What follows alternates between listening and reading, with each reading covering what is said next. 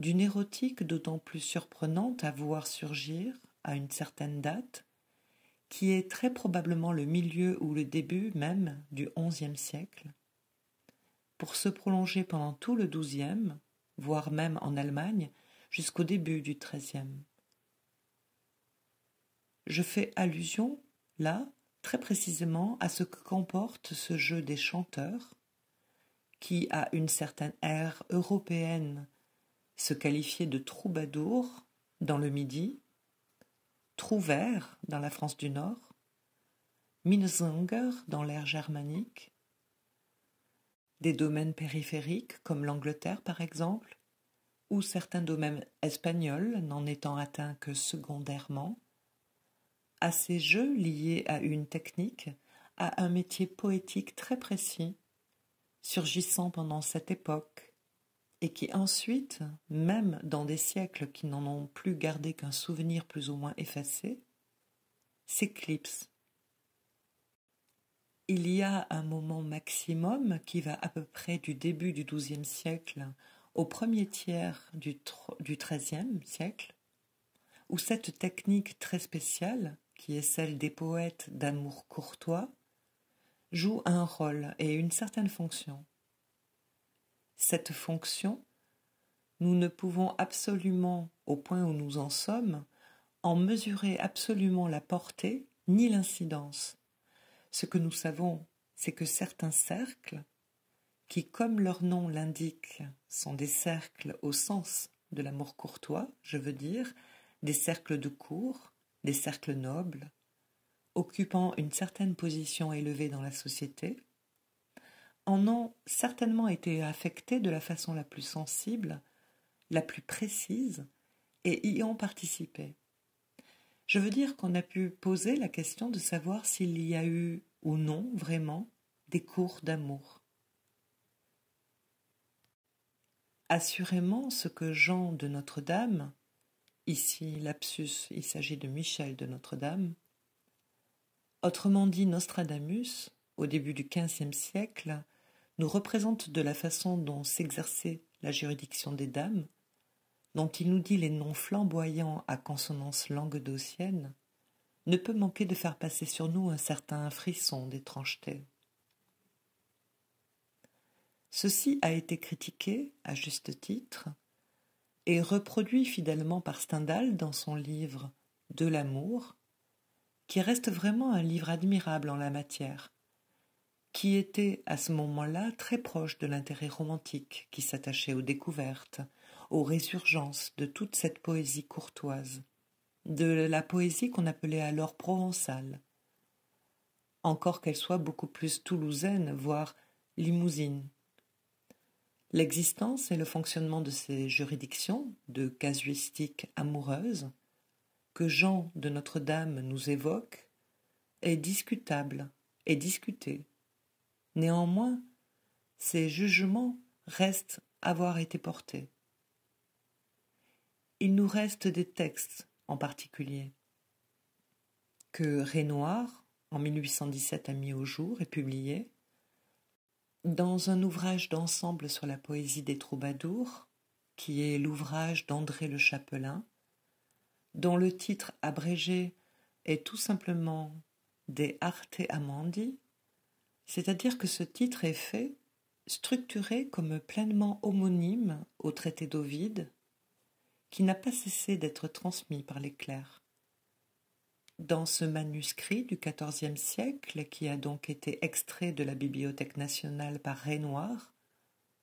nous voyons le texte de jugements qui ont été effectivement portés par des dames,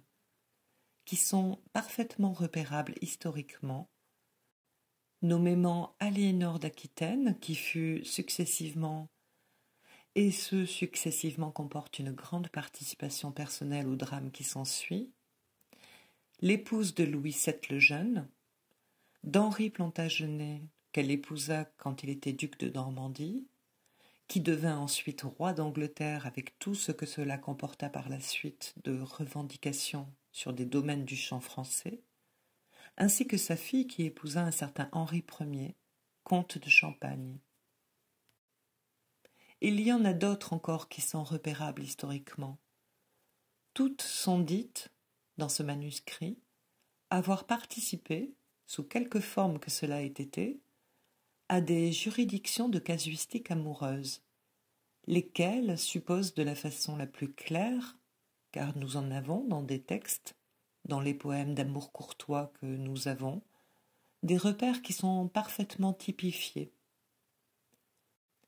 Il ne s'agit pas là de termes approximatifs.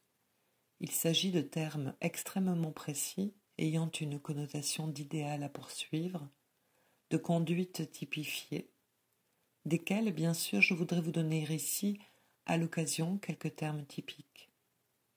Nous pouvons les emprunter indifféremment soit au domaine méridional, soit au domaine germanique, au signifiant près qui, dans un cas, est doc, dans l'autre, de langue germanique, car il s'agit d'une poésie qui se développe en langue vulgaire. Donc, au signifiant près, le recoupement, la systématisation, le rapport réciproque des termes se retrouvent. C'est du même système qu'il s'agit, et ce système s'organise autour de thèmes divers, dont le premier, par exemple, est celui du deuil, et même d'un deuil jusqu'à la mort, par exemple. Le départ, ici, comme l'a exprimé l'un de ceux qui, en Allemagne, au début du XIXe siècle, ont mis en évidence les caractéristiques de cet amour courtois, c'est d'être une scolastique de l'amour malheureux. Il y a des termes définissant le registre dans lequel sont obtenus ce qu'on peut appeler les valeurs de la dame, ce que représente telle ou telle norme sur lesquelles sont réglés les échanges entre les partenaires, de cette sorte de rite singulier, la notion de récompense, de clémence, de grâce, de gnade, de félicité. L'important est seulement ici d'indiquer les dimensions de ce dont vous pouvez, si la chose vous intéresse, vous reporter dans le détail, à l'organisation extrêmement raffinée, en tout comparable, pour la complexité, à ce qui, d'une façon peut-être plus facile à mémoriser pour vous, vous pouvez vous représenter, encore qu'il se représente à nous sous une forme beaucoup plus affadie, comme carte du tendre,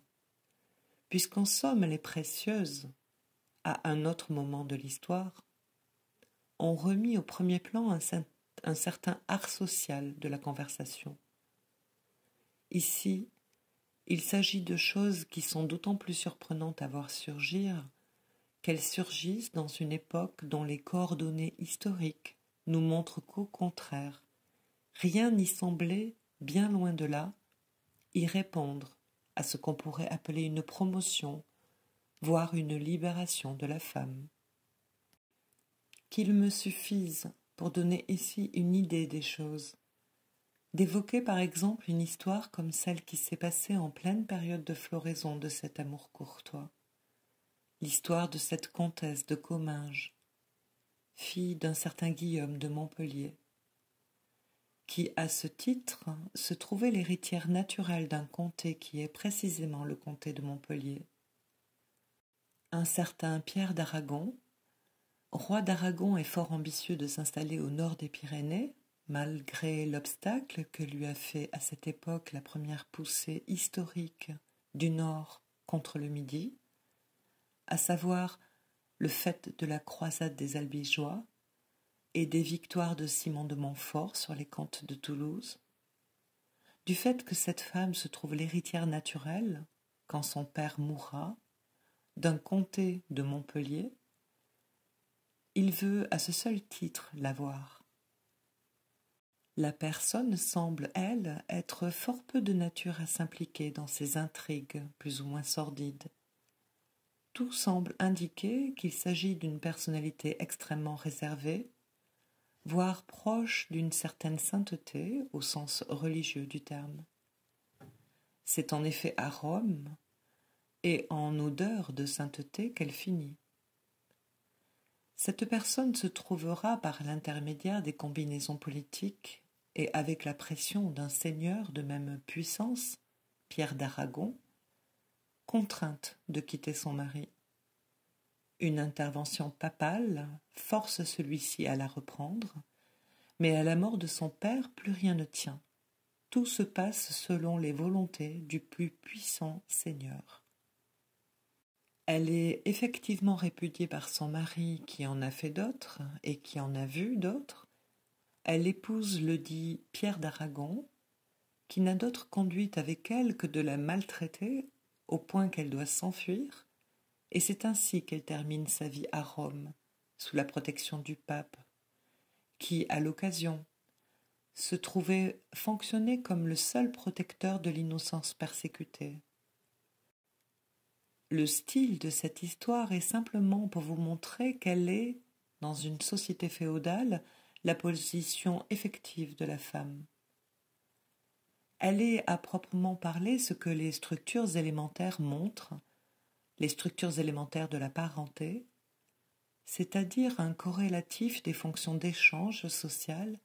un support d'un certain nombre de biens et de signes de puissance. Elle n'est véritablement rien d'autre. Et rien,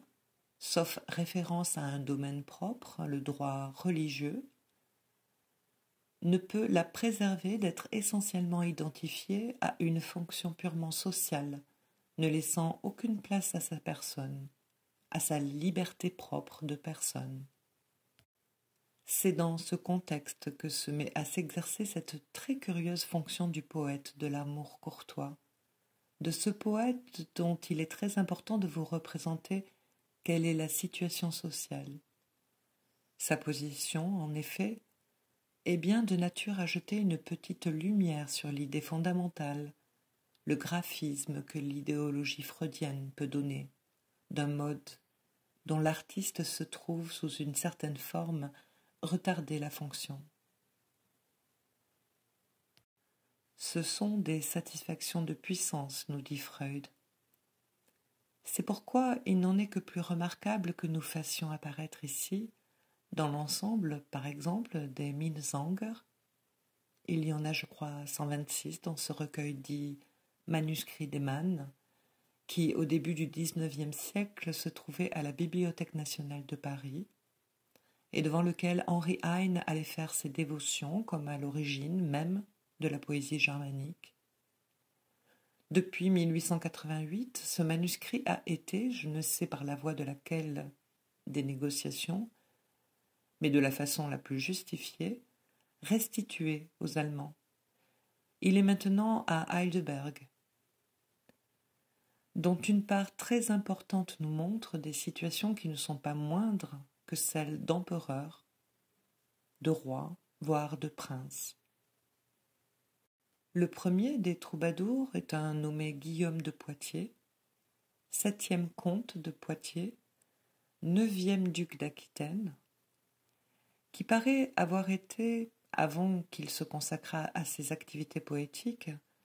et il est à proprement parler dans une position inaugurale dans l'histoire de la poésie courtoise, un fort redoutable bandit du type de ce que, mon Dieu,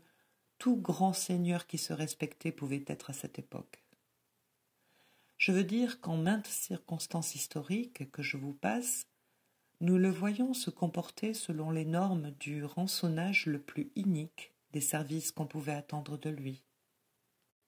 Mais, à partir de certains moments,